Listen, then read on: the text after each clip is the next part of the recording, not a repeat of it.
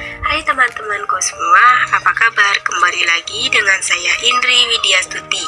Pada kesempatan kali ini saya akan membahas tentang multiple intelligence atau kecerdasan majemuk dan karakteristik pengembangan MI anak. Sebagai pemenuhan tugas UAS mata kuliah Psikologi Pendidikan dengan dosen pengampu, Ibu Febrianti Yulisa Triani, SPDI, MPDI. Mari kita langsung saja ke pembahasan materi pada kali ini. Dalam dunia pendidikan, teori multiple intelligence mulai diterima karena dianggap lebih melayani semua kecerdasan yang dimiliki anak. Konsep MI menjadikan pendidik lebih arif melihat perbedaan dan menjadikan anak merasa lebih diterima dan dilayani. Konsep ini menghapus mitos anak cerdas dan tidak cerdas, karena menurut konsep ini semua anak pada hakikatnya cerdas. Hanya saja konsep cerdas itu perlu diredefinisi dengan landasan baru.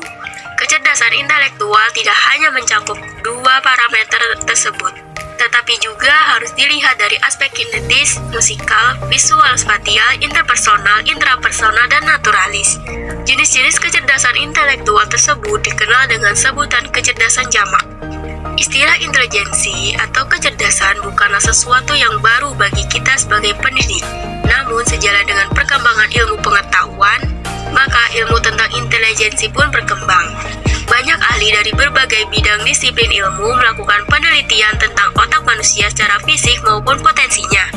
Seorang filsuf, Profesor Robert Ornstein dari Universitas California, meneliti tentang potensi otak dan sifat-sifat fisiknya.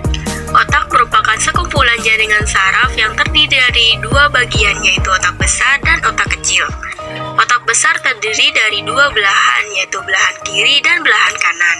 Kedua belahan tersebut dihubungkan oleh serabut saraf. Ia menemukan bahwa otak manusia memiliki kemampuan yang jauh lebih besar daripada yang kita bayangkan. Kedua belahan, yaitu belahan otak kanan dan belahan otak kiri, mempunyai fungsi masing-masing. Dari belahan otak kiri mengendalikan aktivitas-aktivitas mental yang mencakup matematika, bahasa, logika, analisis, dan menulis, sedangkan otak sebelah kanan menangani aktivitas-aktivitas yang mencakup imajinasi, warna, musik, irama, ritme, dan aktivitas-aktivitas lain yang sejenisnya. Ia mengatakan bahwa semua manusia memiliki semua kemampuan tersebut, karena setiap manusia memiliki satu otak yang utuh. Proses berpikir menurut Ornstein adalah menyajikan dan menangkap kombinasi informasi yang kompleks antara kata-kata, gambar, warna, suara, dan lain-lain yang mendekati operasi alamiah dan berpikir. Ada pula karakteristik intelijensi atau kecerdasan yang dikemukakan oleh Howard Gardner. Mari kita bahas kecerdasan tersebut satu persatu. Yang pertama ada intelijensi berbahasa atau linguistik. Di dalam intelijensi ini mencakup kemampuan-kemampuan berpikir dengan kata-kata, seperti kemampuan untuk memahami dan merangkai kata dan kalimat baik lisan maupun tertulis. Anak dengan intelijensi ini memiliki kepekaan terhadap makna dan susunan kata, dan mereka sering menggunakan perbendaharaan kata yang luas. Yang kedua ada intelijensi logis matematis, yaitu kemampuan berpikir dalam penalaran atau menghitung, seperti kemampuan menelaah masalah secara logis, ilmiah, dan matematis. Intelijensi ini membuat anak memiliki kemampuan mengenali pola-pola suatu kejadian dan susunannya. Mereka senang bekerja dengan angka, ingin mengetahui sejauh mana cara kerja suatu benda. Yang ketiga ada intelijensi visual spasial, yaitu kemampuan berpikir dalam citra dan gambar, seperti kemampuan untuk membayangkan bentuk suatu objek.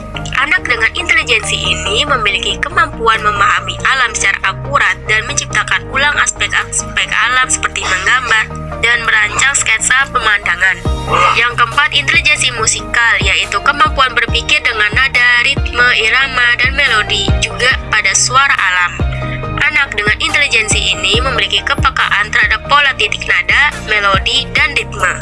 Yang kelima ada intelijensi kinestetik tubuh, yaitu kemampuan yang berhubungan dengan gerakan tubuh, termasuk gerakan motorik otak yang mengendalikan tubuh, seperti kemampuan untuk mengendalikan dan menggunakan badan dengan mudah dan cekatan.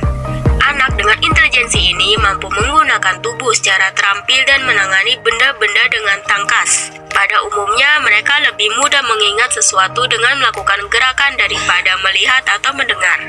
Yang keenam ada intelijensi intrapersonal, yaitu kemampuan berpikir untuk memahami diri sendiri, melakukan refleksi diri, dan bermetakognisi. Intelijensi ini menjadikan anak memiliki kemampuan menggunakan kehidupan emosional untuk memahami dirinya sendiri dan orang lainnya. Anak dengan kecerdasan ini biasanya suka mencatat apapun yang dipikirkan dan dirasakan, mampu menentukan dan memutuskan sendiri langkah yang akan dipilih, menyadari kelebihan dan keterbatasannya, gemar menikmati rekreasi sendirian seperti menyendiri di kamar sambil mendengarkan musik. Yang ketujuh ada intelijensi interpersonal, yaitu kemampuan komunikasi dan berinteraksi dengan orang lain. Anak yang mudah memahami orang lain dan mementingkan relasi memiliki kecerdasan interpersonal yang baik. Anak dengan kecerdasan ini biasanya memiliki banyak teman, menyukai permainan yang memiliki banyak teman, cenderung jadi penengah di antara teman-temannya, menjadikan pemain tim yang istimewa karena mampu bekerja sama dengan baik, dengan kata lain terampil berhubungan dengan orang lain. Yang kedelapan adalah intelijensi naturalis, yaitu kemampuan untuk memahami gejala alam. Anak dengan kecerdasan ini mampu mengenali dan mengelompokkan sejumlah binatang atau tanaman. Ini biasanya banyak berada di luar ruangan, suka mengumpulkan batu-batuan dan menangkap serangga, dan juga senang berhubungan dengan alam seperti merawat tanaman atau binatang. Jadi setiap anak adalah cerdas. Tugas kita adalah mengenali kecerdasan apa saja yang paling menonjol pada diri mereka.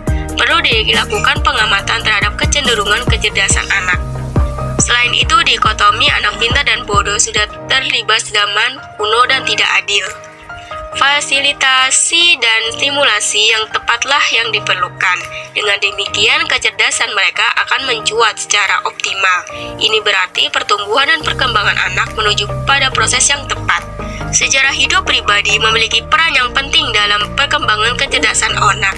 Oleh karena itu, perlu diciptakan pengalaman yang positif dalam kehidupan sehari anak-anak, baik dalam kehidupan keluarga, masyarakat, maupun sekolah. Artinya, mau tidak mau, guru, pendidik, dan pengasuh perlu membuat program yang secara adil memfasilitasi anak untuk mengembangkan setiap kecerdasan yang mereka miliki. Itu saja materi yang saya bahas, kurang lebihnya mohon dimaafkan.